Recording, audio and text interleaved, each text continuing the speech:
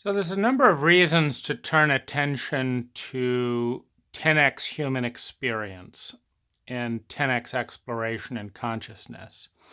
And when looking for an arena with peak potential, there's a number of indicators to look for. So one of the things that suggests this is an important area to explore is the fact that in the history of humankind, the majority has never been correct.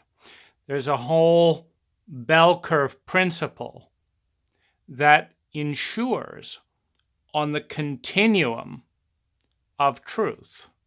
And it is a continuum as we get into more and more distinctions, as we break reality down into smaller and smaller bits.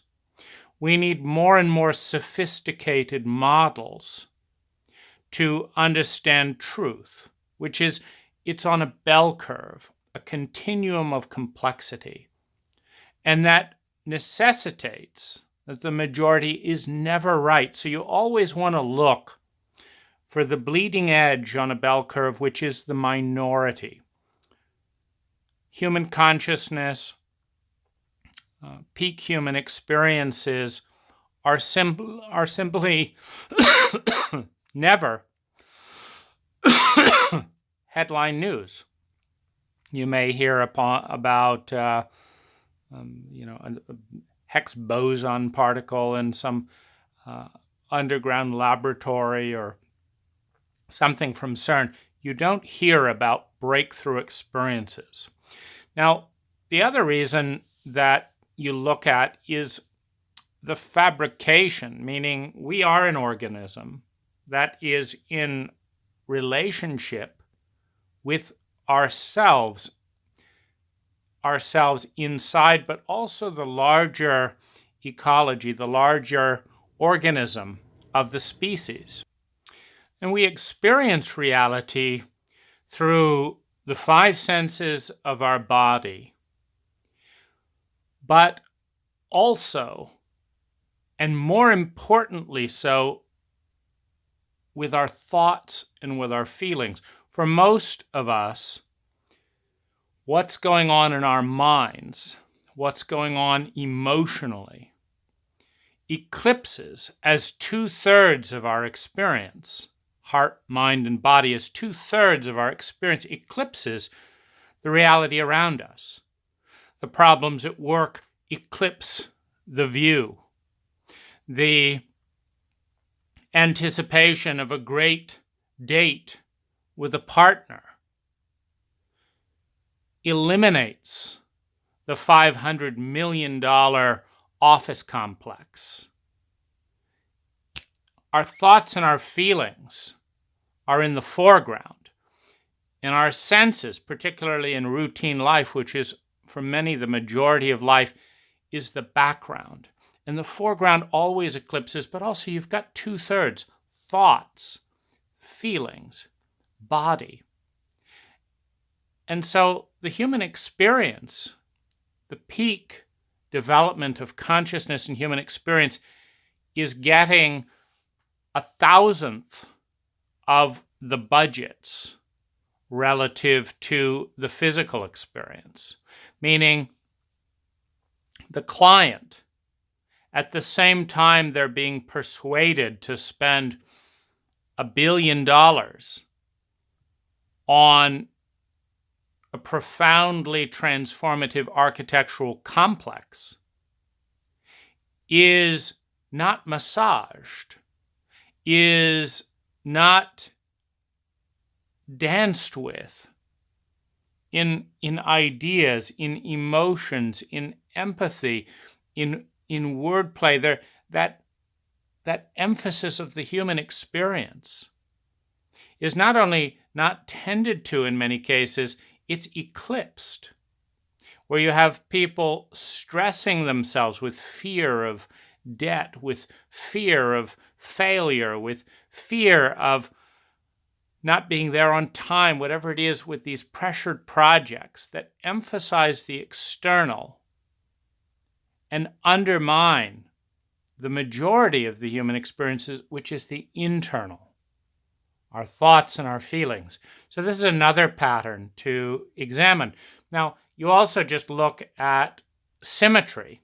So this is just, if you have 2/3 of your experience in thoughts and feelings, and together marrying them into imagination and into dreams, this suggests that putting attention to the majority of your reality is more intelligent.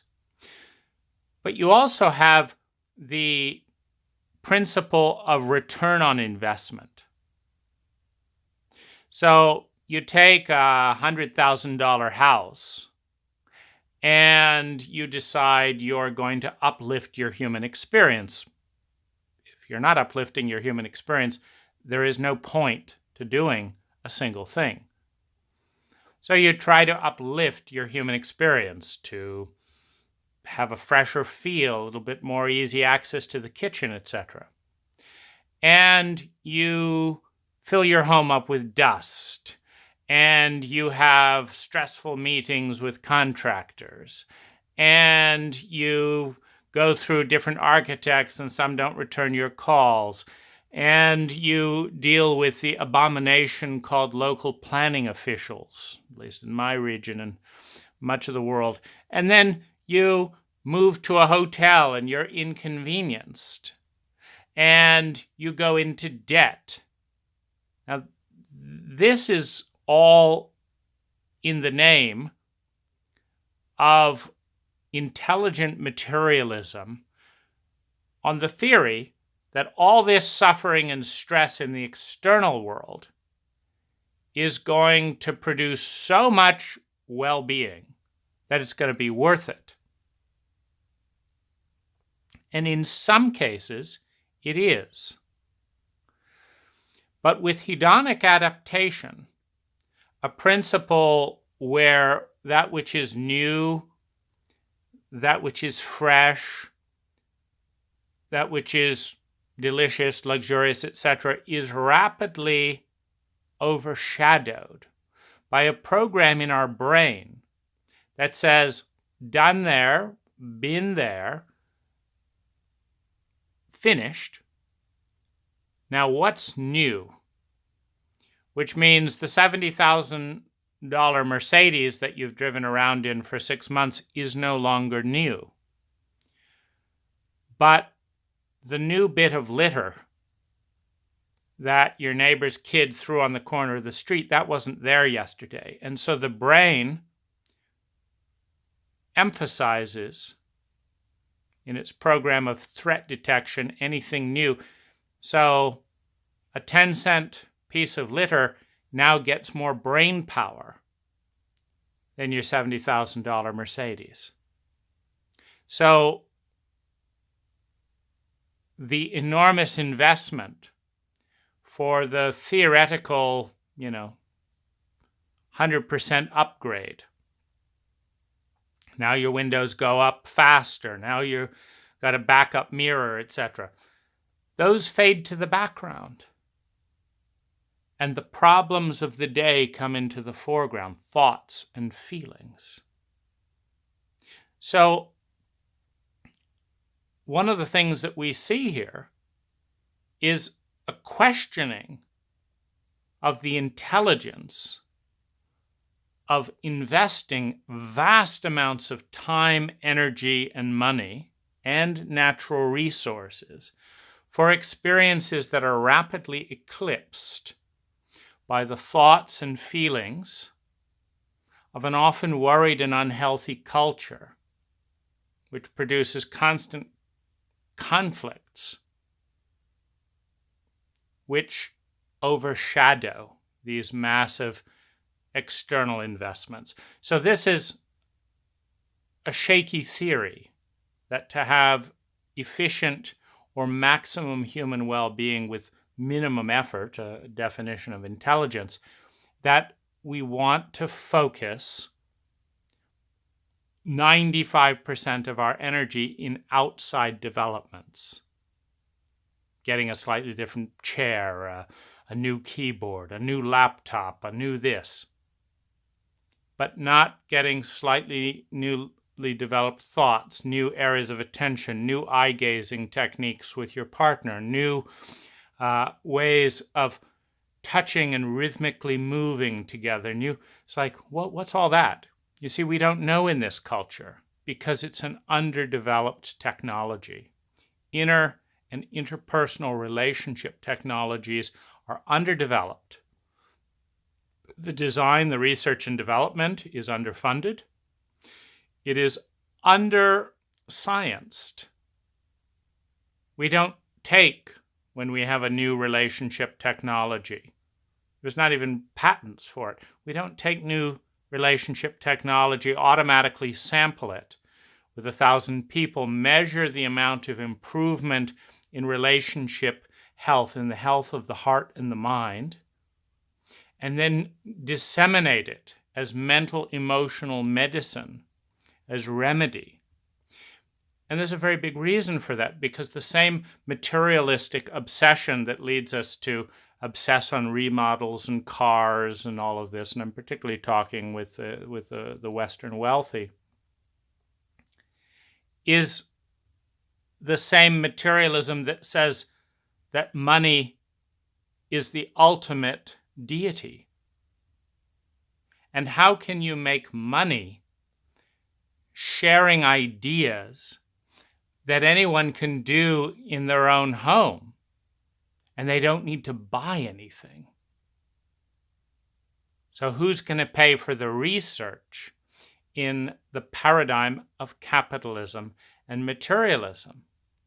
Well, no one is going to pay for the research in the paradigm of capitalist and materialism, or if they do, it's the 1,000th of the research that goes into patentable, saleable, manufactured objects. And the simple reason is that the paradigm doesn't work. Meaning, there's nothing unscientific about taking 2/3 of a reality and giving it more than 1,000th of your attention. It's profoundly absurd not to. But it is not going to work within that paradigm. The problem is not the behavior, the problem is the paradigm. The paradigm of human well-being as the highest deity leads to measurements of human well-being and observations of human well-being, leads to assessments of more and more efficient conversations that deliver more and more human well-being per minute spent, rather than billions being spent to develop more efficient engines that give more gallons of gasoline per mile. And 100,000, if anything, that in a study you don't even hear about, on how to get more well-being per minute of conversation than any conversation you've had before. It's not on the radar. And so anything that's not on the cultural radar is a blind spot.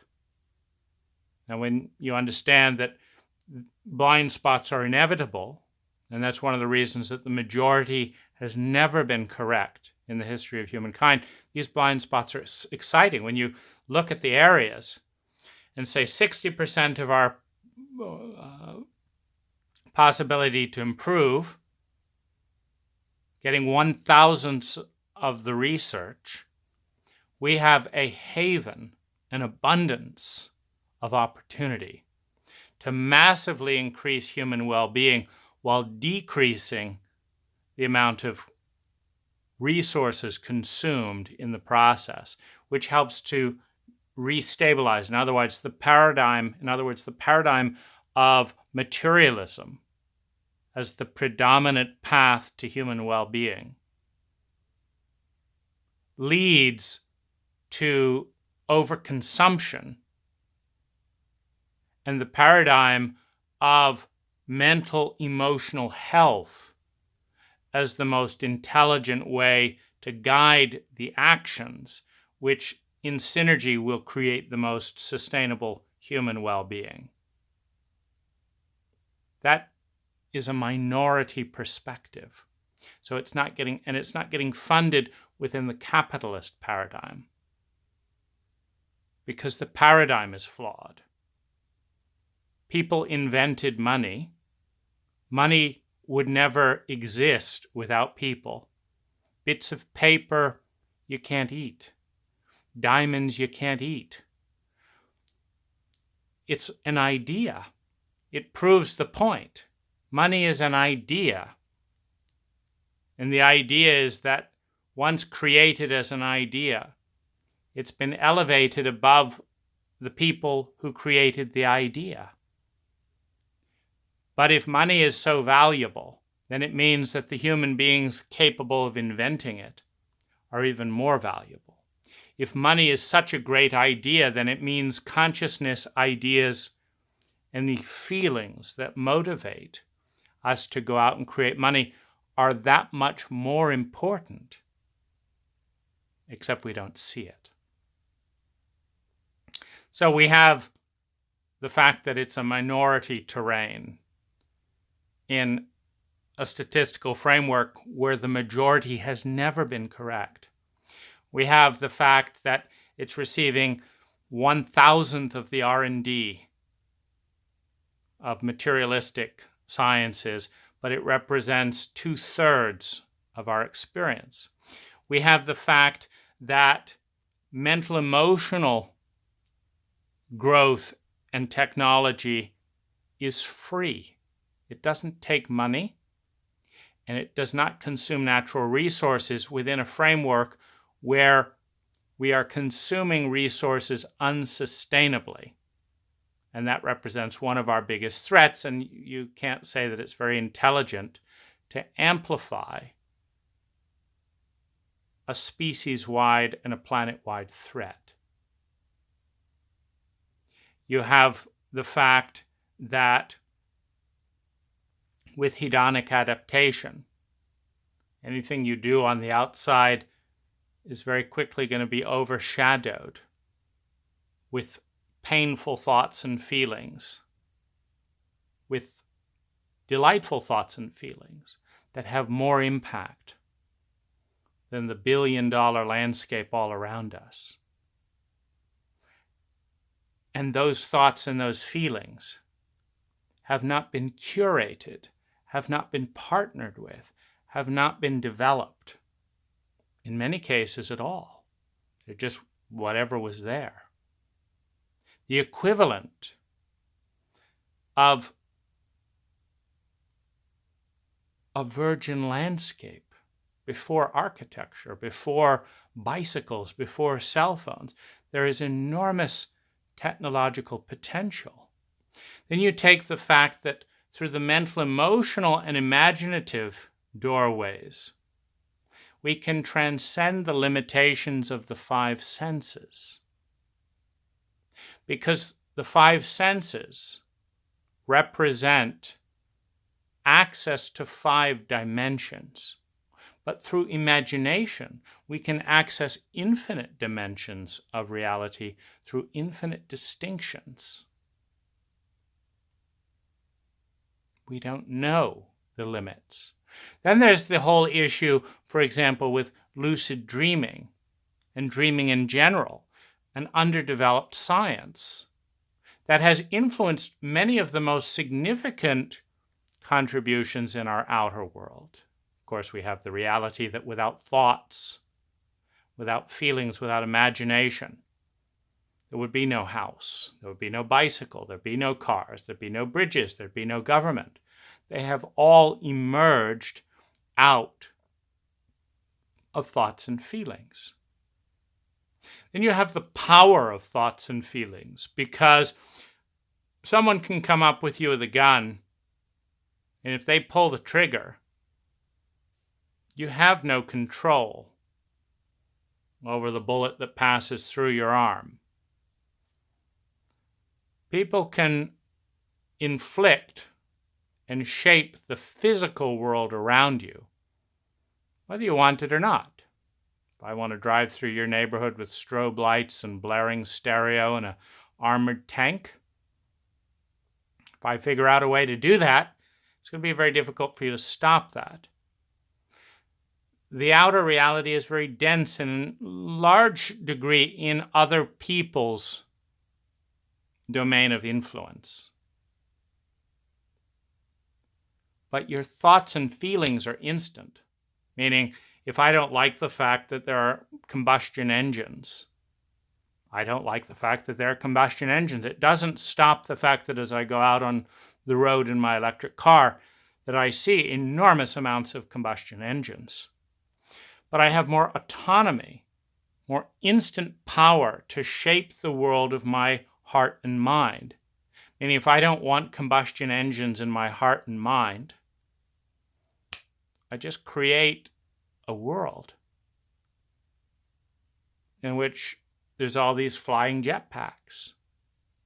And it's there instantly. And I get to explore that world and see the positive and negatives of flying jetpacks, and the positive and negatives of flying cars, the positive and negatives of telepathy, and all these different domains. Instantly. I don't have to wait. And it's within my personal domain. And 2/3 of my experience can be about that. It's one of the reasons video games, moving in the liminal space, a virtual world. You can choose the book you read, you can choose the video game you play. Pretty soon we'll be able to choose the virtual environments we're in with our 5 senses. There's a lot of power in being able to do that. So these are the reasons to turn attention to a symmetrical development, and that leaves me to the last principle to look at. Is it symmetrical? Meaning, the most elegant shape in the universe is a sphere. It moves with less friction than any other objects. It's more strong than any other object. It's more energy efficient on so many metrics. It's dimensional. It's beautiful. Sphere.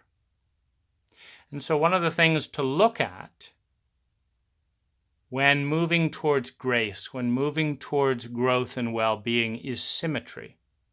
And moving towards the symmetry of the sphere. And so, for example, you look at our education system and you say 2/3 of human experience is heart and mind. You look at the education system and it's 70% on the mind, 15% on the body, and almost nothing on the heart. So you realize to make that a symmetrical shape, you reduce some of the attention on abstractions like algebra, etc., in order to teach human relationship skills, emotional symmetry, emotional technology, ways to bring the energy, the vibrancy and presence of a classroom up, ways to bring a customer experience up, that this is a powerful technology, that ultimately all customers are buying a customer experience. You can't create it without presence and attunement to emotion, something we don't learn anything about in school. So we realize there's no symmetry there. We look at the workplace and we learn how to type and we learn how to do this, but we don't learn how to create joy. We realize we're spending 80% of our time preparing for, involved with commuting to and from work, and we're not learning to enjoy it. So there's no symmetry. So you fill out the ignored area, spending endless amounts on space technology, on robotic technology, on this technology. Where's the consciousness technology?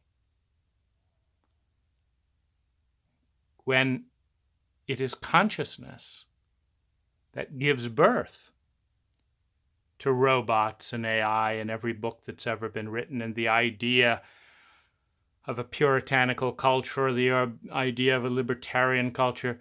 It is consciousness that is the mother that has given birth to all the dogmatic materialist paradigms and to all of the sensualist and the magnificent and spontaneous paradigms.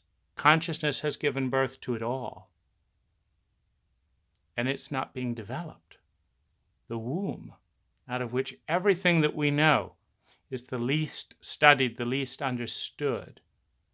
And of course, because it's bigger. You can understand a paradigm that is born out of consciousness without understanding consciousness at all.